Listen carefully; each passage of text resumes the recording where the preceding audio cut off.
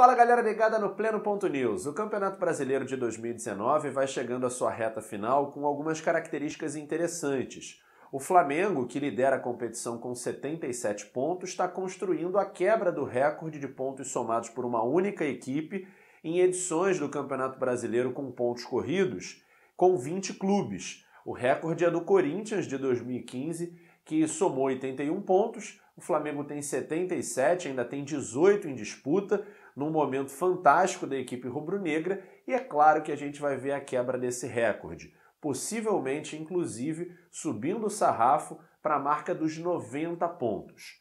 Tem outros recordes que o Flamengo está de olho, maior número de vitórias, maior número de gols marcados, e uma outra característica muito interessante dessa competição, dessa edição do Campeonato Brasileiro, é a ascensão dos técnicos ofensivos, inclusive estrangeiros, como o próprio Jorge Jesus do Flamengo, e também o Sampaoli do Santos, que é outro expoente do atual futebol, em detrimento daquele futebol mais defensivo que a velha e ultrapassada escola gaúcha consagraram.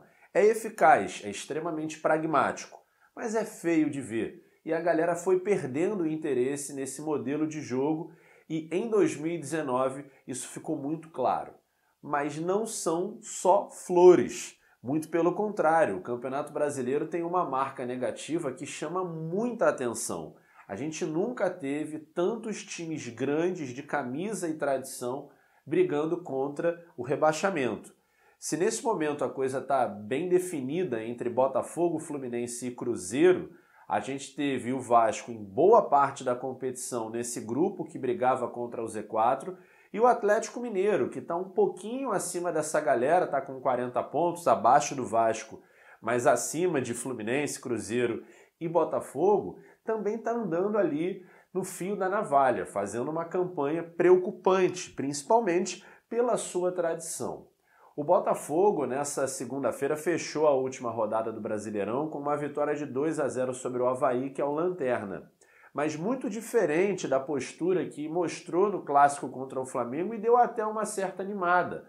Voltou a ser um time sonolento, preguiçoso e em total falta de sintonia com o futebol que se joga atualmente. O Botafogo, embora muitos anos de má gestão e de encolhimento institucional, continua sendo o clube que mais cedeu jogadores para a seleção brasileira. Isso porque, até a década de 60, o Botafogo era uma grande potência, era junto com o Santos o principal time do país, principalmente em termos de talentos produzidos. E o futebol que se jogava naquela época era um futebol muito lento, que lembra um pouco a velocidade, do futebol do Botafogo. Parece que os caras não entendem a intensidade que se disputa futebol atualmente. Só que naquela época, tecnicamente, os jogadores sobravam e hoje os atletas que disputam e defendem o Botafogo são jogadores muito inferiores tecnicamente. Se a gente for falar daquela época, então é até uma covardia com o atual elenco. Fato é que o Botafogo precisa acordar, porque do jeito que está, é difícil de se manter na Série A. Trocou de posição com o Fluminense, saiu momentaneamente do Z4, mas o Flu tem uma tabela muito mais tranquila pela frente e um futebol que dá mais esperanças.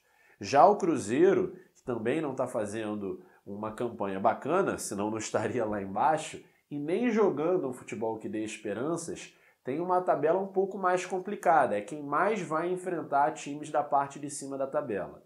A gente precisa abrir o olho, porque se alguns clubes como Flamengo, Palmeiras e o próprio Santos jogam um futebol que encanta, a gente, por outro lado, tem equipes que preocupam demais e que desse jeito vão ficar cada vez mais para trás.